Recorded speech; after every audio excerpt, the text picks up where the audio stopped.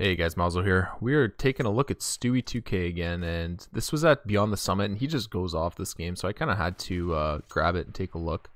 It's been a little while since I looked at Stewie2k's demos, and for the people that have been watching my channel for a while and the whole Pro Overwatch series or collection of videos that I've done probably over 100 Overwatch videos of pros now, and I think it's pretty safe to say that out of those 100 videos, the 3 demos that I did for Stewie were among the fishiest for sure. Like if you averaged out his 3 videos, they were definitely the fishiest looking 3 demos that I've watched over the 100 or so that I've done. And it seems like I go through phases where it's like, how many demo reviews have I done where I'm like, this looks normal, this looks normal, this looks, and then I look at a Stewie2k video and it's like, whoa, what the fuck? So he's definitely a guy that has, if you want to be conservative, you could say he has a play style that makes him look like a cheater. This is actually pretty sweet how they double molly drop and then continually make this drop noise by jumping up and down to try and make Optic think that they've come in.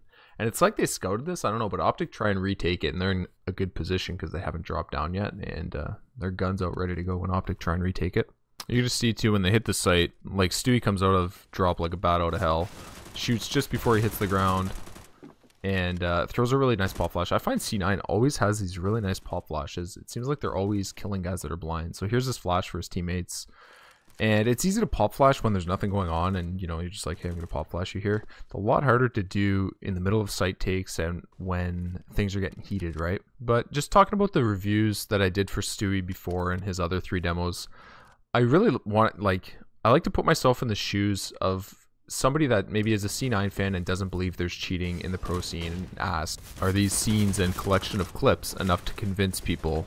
Here's a nice pop flash again. Again, really heated area, right, too, so really hard to throw pop flashes in that scenario when you're taking a site. But I like to think in the shoes of somebody else and just say, would this convince me that somebody's cheating or if there's cheating in the scene? And I think the answer is no, it's not quite enough, right? Because there's always going to be people that are able to formulate like a method in their head that explains why something happens. Like there's people out there that still think Emilio is legit and still don't believe Kaylee cheated in LAN tournaments and stuff like that. So you'll never convince 100% of people. And out of all the demo reviews that I've done, there's probably not a single clip that you could show to 100 CSGO players and they'd say, yep, that's 100% cheating.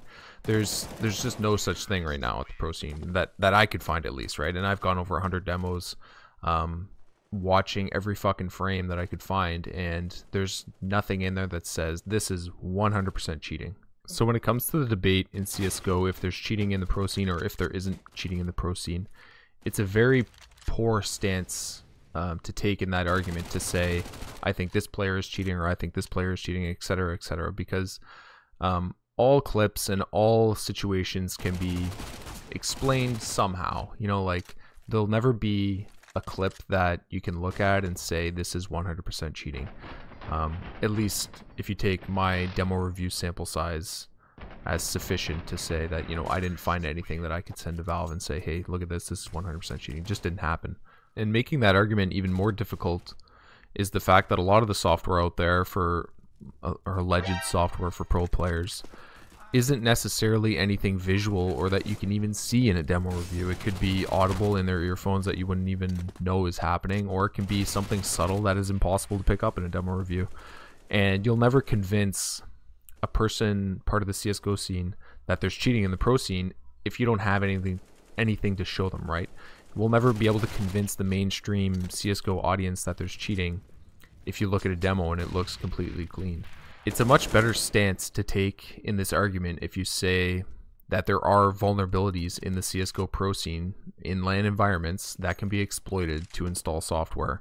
And there's software that exists that can run undetected, even with someone watching over their shoulder and stuff like that. That's the type of information that needs to be spread as much as possible so that everybody can be as informed as possible.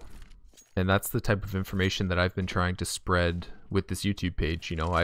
I've emailed desktop security analysts and interviewed them, asking what they find are vulnerabilities to the CSGO LAN scene and how to plug those vulnerabilities and stuff like that. I've talked to bad USB experts who said they were actually propositioned by people to build exploited mice for the purpose of silently executing software for pro CSGO players. I talked to Stewie2k to try and get an overview on what's possible for cheat coders to kind of achieve and what they think is going on in the scene. And this type of stuff is a much better argument to try and convince people that don't think there's any cheating in the CSGO scene, because whether or not there's cheating in the CSGO scene or not is irrelevant, right? The relevant point is that there's vulnerabilities that can be exploited to facilitate cheating in the CSGO scene. And whether there's no cheating or cheating, I think people demo reviewing, people going over things, and people questioning whether or not security is up to snuff at events is an important part of our scene to try and keep it clean. And the best way to get tournament organizers to increase their LAN security is going to be through social media and pressure from the public, right? Like bad USB has been a vulnerability at CSGO LANs for 4 years now, and they haven't done anything about it, right? Like players are still using their own peripherals, and that's despite, you know, Ryu's talked about it. I've talked about it. I've interviewed experts on the subject saying, yeah, it's a problem, and you know, they're not going to do anything, right? I'm a small page and stuff like that. Really, the only thing that's going to get done is if there's a mass amount of people talking about it. Unfortunately, it's difficult, and you know, the biggest CSGO subreddit doesn't allow you to talk about that. Like, you bring up bad USB, your thread's going to get deleted. I've tried. But there's other methods to talk to ESL and stuff like that, and really public pressure is going to be the only thing that has them increase their anti-cheat measures, right? So the astute viewers that have watched my other videos may have noticed that Stewie2k is no longer doing his insane crosshair shaking. The first 3 videos I did of him were just insane. You could barely watch them without getting nauseous. Doing the demo reviews, I was honestly getting nauseous watching them, just because the amount, like, it was insane how much his crosshair was moving, just flying around the screen. And he seemed to stop doing it after the Dan M video.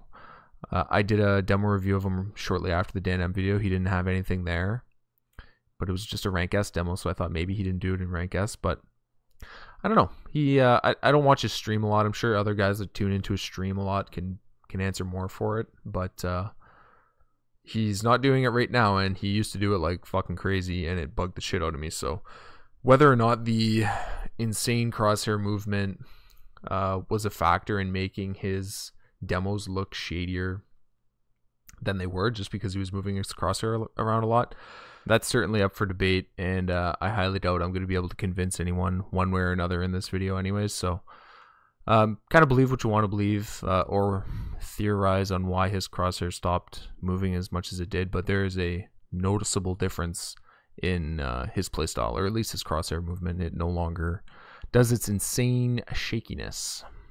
Anyways, guys, hope you enjoyed the video. I will see you next time. Bye.